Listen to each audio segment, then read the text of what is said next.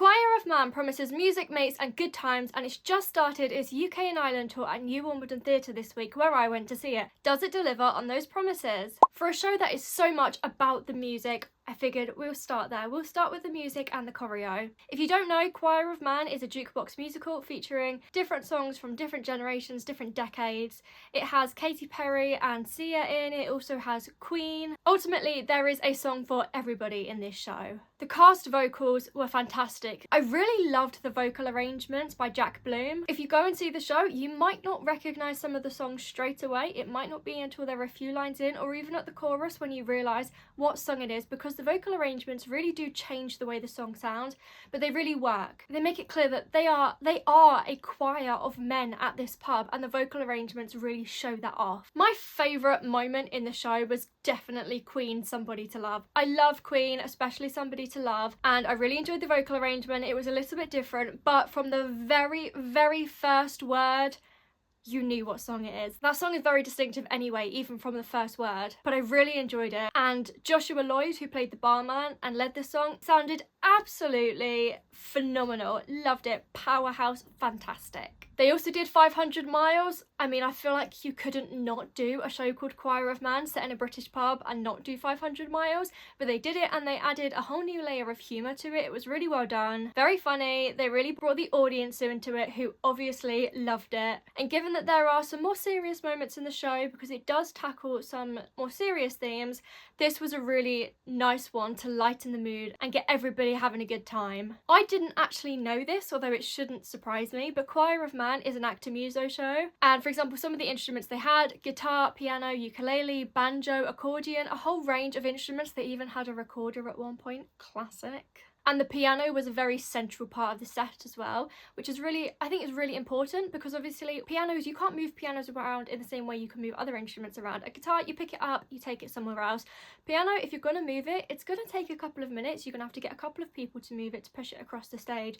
So the fact that it was so intertwined with the set and so carefully considered as to where it was going to be placed in the pub was also really important and really well thought out. The choreography by Freddie Huddleston was also really good fun to watch, really uplifting, really made you want to get up on stage and dance yourself, which I will come back to later. The cast are fantastic. For one, I had no idea how much I would laugh. I knew it was a feel-good show, but I didn't realise how funny it would be. I was very pleasantly surprised. The cast also really worked together really well as an ensemble. If you don't know, the Choir of Man is made up of 9 characters, and they are all equally integral to the piece. There isn't really a main character. If you think almost like 6, how every single queen there is integral to the story, and it wouldn't work if one of them was missing, it's a bit like that with Choir of Man. There's no main character, and it would be a real catastrophe if one was missing.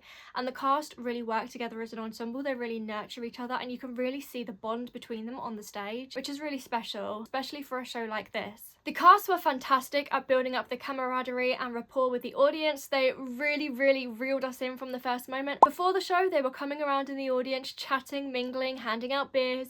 People are invited to go up onto the stage and get a beer as well. I couldn't, because it's not wheelchair accessible, but I watched other people do it and it looked great. The set bar on stage is fully functioning. They pull pints for you. And again, they'll come out again at the interval. You can go back up on stage and get another beer. The cast just generally build a really good relationship with the audience, and you really feel like part of the team.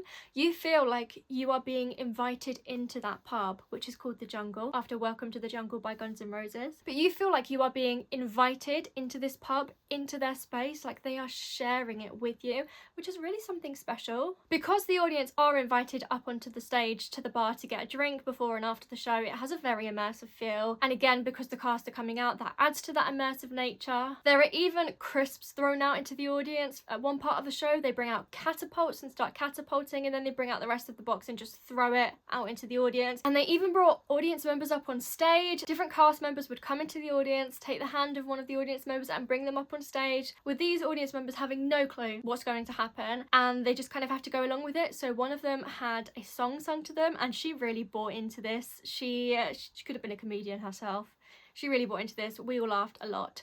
And then there was another man who was brought on to help with building the card pyramid, which was a whole little scenario, which was great.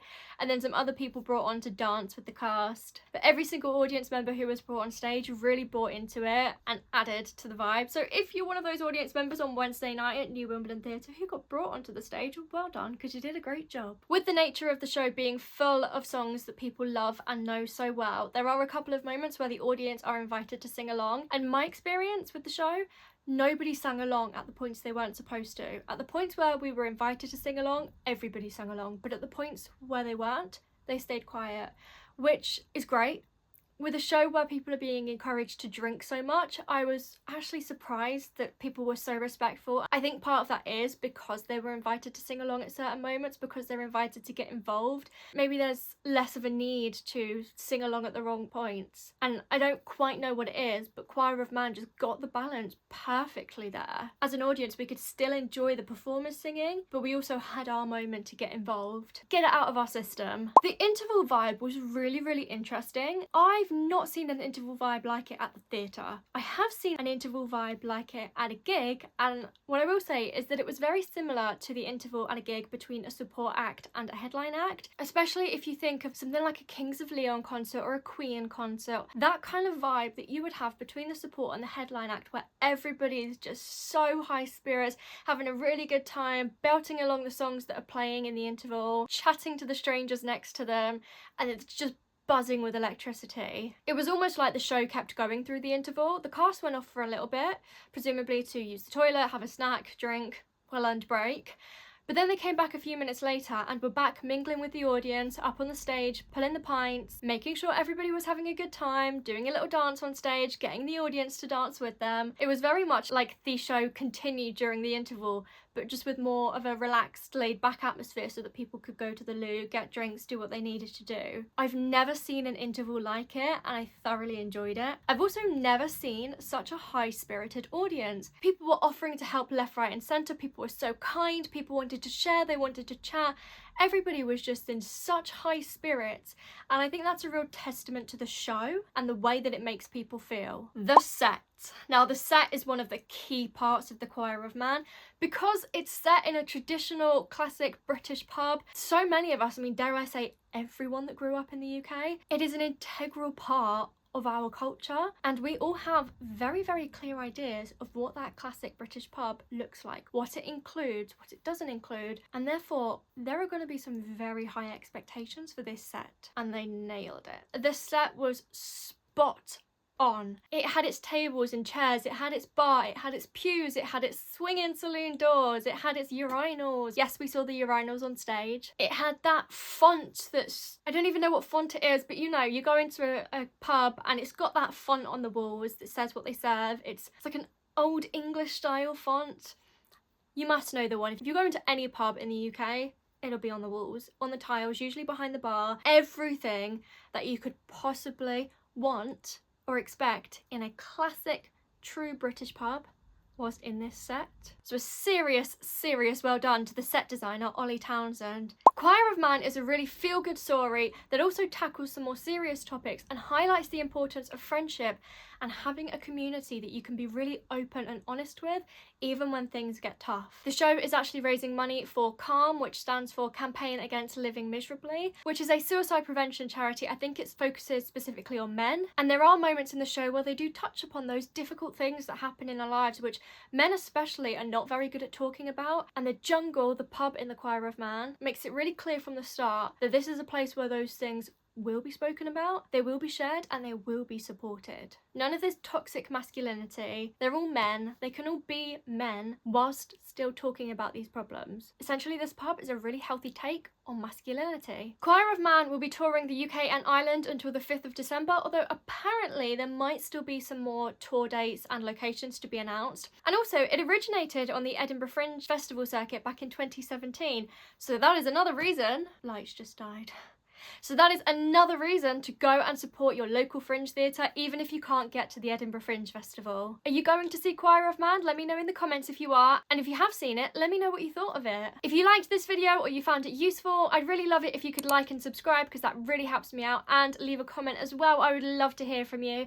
And if you know anybody else who might be interested in this video, maybe they're thinking of seeing the show, please do share it with them. It all really helps me out. I really appreciate it. And I will see you soon for another video.